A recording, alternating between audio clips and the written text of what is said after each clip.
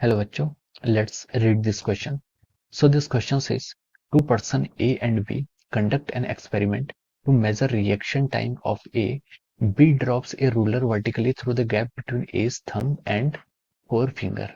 After A catches it, the distance D traveled by the ruler is D is equal to 21 centimeter. The reaction time for this particular case is option A 0.2 second, option B 0.3 second, option C 0.4 second and option D is 0.1 second. तो देखिए बच्चों, इस question में हमें क्या find out करना है। इस क्वेश्चन में हमें रिएक्शन टाइम को कैलकुलेट करना है। ठीक है, तो देखिए इस क्वेश्चन का हम की कॉन्सेप्ट क्या लिख सकते हैं। The key concept of this problem is our reaction time. Reaction time क्या होता है, इस क्वेश्चन का आपका की कॉन्सेप्ट है। ठीक है, रिएक्शन टाइम आपका क्या है, की कॉन्सेप्ट है। तो देखिए बच्चों, रिएक्शन टाइम होता क्या है।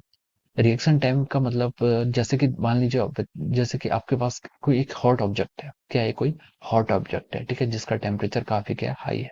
ठीक है, अगर गलती से आपका हैंड इसमें क्या हो जाता है, टच हो जाता है, इसमें आपका हैंड गलती से टच हो जाता है, तो क्या होता है, हमारी जो टेंडेंसी होती है तुरंत हम इस ऑब्जेक्ट्स के ऊपर से अपना हाथ हटा लेते हैं। ठीक है, तो इस बीच में क्या होता है, देखिए जैसे ही आपका हाथ टच हुआ, ठीक है, और आप तुरंत हाथ हटा लेते हैं, तो इस बीच का जो टाइम इंटरवल है उसे क्या कहते हैं, हम रिएक्शन टाइम कहते हैं। ये रिएक्शन टाइम होता कैसे है, आपने किसी हॉट ऑब्जेक्ट को टच किया, उसके बाद क्या होता है, जैसे ही आप उसे टच करते हैं तो वहां से कुछ आपके सिग्नल्स होते हैं, इलेक्ट्रिकल सिग्नल्स होते हैं, हमारी बॉडी में पास करते हैं और वो इन्फॉर्मेशन आपकी ब्रेन तक जाती है। ठीक है, वो इन्फॉर्मेशन आपकी ब्रेन तक जाती है, फिर ब्रेन आपको ये कमांड देता है कि उस ऑब्जेक्ट से अपना हाथ हटाने के लिए। ठीक है, तो हम तुरंत उसको अपना हाथ हटा लेते हैं। तो जो रिएक्शन टाइम होता है काफी स्मॉल होता है इन सच टाइप ऑफ प्रोसेस। ठीक है, इस तरीके से हम बोल सकते हैं ये आपका रिएक्शन टाइम होता है। ठीक है, रिएक्शन टाइम क्या होता है, हमारी ब्रेन तक इन्फॉर्मेशन जाती है और ब्रेन हमारी बॉडी को क्या देता है, कमांड देता है। ठीक है, ये आपका पहला एग्जांपल हो गया। दूसरा एग्जांपल देखिए, रिएक्शन टाइम को आप ऐसे भी समझ सकते हैं, जैसे कि मान लीजिए आप किसी कार को ड्राइव कर रहे हैं। ठीक है, if you are driving any car, आप किसी एक कार में ऐसे ड्राइव कर रहे हैं। ठीक है, और देखिए आपके सामने क्या जाता है, एक पर्सन खड़ा है। ठीक है, एक पर्सन आपको रोड पर खड़ा मिल जाता है। आप क्या है, कार को ड्राइव कर रहे हैं और आप ऐसे कार को ऐसे बैठे हुए हैं। ठीक है, तो देखिए तब क्या होता है, जैसे ही आपके सामने क्या आता है, एक पर्सन खड़ा होता है। ठीक है, पर्सन सामने होता है, तो सबसे पहले क्या होता है, देखिए आप इस पर्सन को देखते हैं अपने सामने, एक ऑब्जर्वर है या फिर एक पर्सन है। ठीक है, एक पर्सन है, पी बोल देते हैं इसे, चलो पर्सन बोल दिया। ठीक है, ये पर्सन आपके सामने खड़ा है, तो आपकी आईज सबसे पहले से देखती है इससे ऑब्जेक्ट की, मतलब इससे जो आईज, मतलब इसको देखने के बाद जो आईज रेज रिफ्लेक्ट होकर आपकी आंखों में आती है, आपकी आंखों में पड़ती है, आपकी आंखों में देखिए कॉर्निया पर पड़ती है, कॉर्निया से फिर रेटिना पर आती है, फिर रेटिना पर पड़ती है, तो उसके बाद क्या होता है, आपका आपकी जो आईज होती है वहां से ऑप्टिक नर्व के थ्रू एक सिग्नल आपके ब्रेन पर भेजती है। आपका ब्रेन क्या इस इंफॉर्मेशन को परसीव करता है कि सामने कोई है, फिर आपका ब्रेन क्या करता है, आपके बॉडी को कमांड देता है। ठीक है, या फिर आपके जो आपको आपको कमांड देगा कि अभी ब्रेक मारना है। ठीक है, तो इसमें जो टाइम इंटरवल लगता है, ड्यूरिंग दिस टाइम में उसको देखने से लेकर अपने ब्रेक अप्लाई करने तक का जो टाइम इंटरवल होता है, उसे क्या कहते हैं, हम रिएक्शन टाइम बोलते हैं। ठीक है, it is called the time of reaction. ठीक है, इसे हम क्या बोलते हैं, टाइम ऑफ रिएक्शन। तो चलिए अब हम इस क्वेश्चन को स्टार्ट करते हैं। तो क्वेश्चन में क्या बोला है कि दो दो पर्सन है, ए और बी, और यहाँ पर क्या कर रहे हैं, ए ऑब्जेक्ट का हम रिएक्शन टाइम को कैलकुलेट कर रहे हैं। ठीक है, तो बी ने क्या किया, बी ने एक रूलर ली, एक रूलर। ठीक है, रूलर मतलब आपकी जो स्केल होती है, एक ऐसे रूलर ली। ठीक है, this is our ruler. Okay, इसमें आपकी डिफरेंट ऐसे रीडिंग्स हैं, ये आपकी क्या कोई रूलर है। ठीक है, तो इन्होंने क्या किया, एक बी ने क्या किया, एक रूलर ली, और ए ने अपने इसको हाथों में क्या किया, ऐसे हाथों में इसके, उसके हाथ मतलब जैसे कि ये उसका क्या थंब है और ये उसकी क्या फिंगर्स हैं। ठीक है, this is his thumb and this is his fingers. तो देखिए ये उसका, हाँ ठीक है, तो ये उसका क्या थंब है, यहाँ पर हम देखिए समझ सकते हैं इसको, ये उसका थंब है और ये उसकी क्या फिंगर्स हैं। ठीक है, तो देखिए उन दोनों के बीच में क्या किया, इसने ऑब्जेक्ट को क्या फ्री फॉल किया, यानी कि उसने क्या लिखा है, देखिए ruler B drops the ruler vertically through the gap between a thumbs and four finger.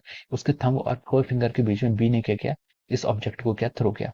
तो देखिए जब क्या होता है, after a catches it it travelled by the ruler will be 21 centimetre. तो देखिए जीरो से स्टार्ट किया था, और जब उसे कैच करता है तब वो रूलर आपकी यहाँ तक वहीं पहुंच गई होती है। ठीक है, तब उसकी सेकंड रूलर आपकी लेवल है वो यहाँ कहीं पहुंच गई होती है। ठीक है, उसकी रीडिंग अभी कितनी हो जाती है, 27 सेंटीमीटर। तो उसने 0 सेंटीमीटर से 21 सेंटीमीटर, यानी कि ये क्या था, 0 सेंटीमीटर से क्रॉस होते होते जब वो 20 सेंटीमीटर पर पहुंची, तब उस पर्सन ने क्या किया, ए ने उसे क्या किया, कैच किया। ठीक है, तो देखिए इस मोशन की, ये मोशन क्या है आपका, पहले तो फ्री फॉल का मोशन है। फ्री फॉल का मोशन किस लिए, इनिशियल वेलोसिटी इसकी कितनी हो जाएगी, जीरो हो जाएगी। एक्सेलरेशन क्या लगेगा इसमें, डाउनवर्ड डायरेक्शन में लगेगा। जिसको हम लिख सकते हैं आपका -9.8 मीटर पर सेकंड स्क्वायर। ठीक है, डाउनवर्ड में है इसलिए नेगेटिव ले रहे हैं। ठीक है, इसने जो डिस्टेंस ट्रेवल्ड की वो भी आपकी नेगेटिव डायरेक्शन में की है। तो डिस्टेंस कितनी आ जाएगी यहाँ से आपकी -21 सेंटीमीटर, यानी कि -0.21 मीटर लिख सकते हैं। ठीक है, अब हमसे पूछा कि रिएक्शन टाइम कैलकुलेट करना है। तो देखिए y हमें गिवन है, a हमें गिवन है, u हमें गिवन है, हमें क्या कैलकुलेट करना है, टाइम गिवन करना है। तो यहाँ पर जो सबसे बेस्ट इक्वेशन हम यूज कर सकते हैं वो आपकी होगी y is equal to u y t plus half of a y into t का स्क्वायर। ठीक है, इस इक्वेशन का हम यूज कर सकते हैं यहाँ पर। ठीक है, तो देखिए y कितना है आपका, y है आपका -0.21। इनिशियल वेलोसिटी कितनी, जीरो है, फ्री फॉल है, half into acceleration along y axis कितना है, -9.8 इंटू टी का स्क्वायर। हमें यहाँ पर टाइम कैलकुलेट करना है। ठीक है, तो देखिए माइनस से माइनस दोनों साइड कैंसिल कर लीजिए, ये आपका आ जाएगा 0.21 is equal to 4.9 into t का स्क्वायर। इसको हम ऐसे लिख सकते हैं। ठीक है, तो देखिए अब दोनों साइड आप 100 से मल्टीप्लाई कर लीजिए। ठीक है, ये आपका आ जाएगा 21 और इसको 100 से मल्टीप्लाई करेंगे तो इसकी वैल्यू आपकी आ जाएगी 490, अराउंड इसकी 490 जितनी इसकी वैल्यू आ जाएगी। ठीक है, तो देखिए अब हम इसको सॉल्व करते हैं। अगर हमारा 21 डिवाइड बाई 490, अगर हम इसकी वैल्यू फाइंड आउट करते हैं तो ये वैल्यू आपकी आ रही है 0.042। कितनी, 0.042।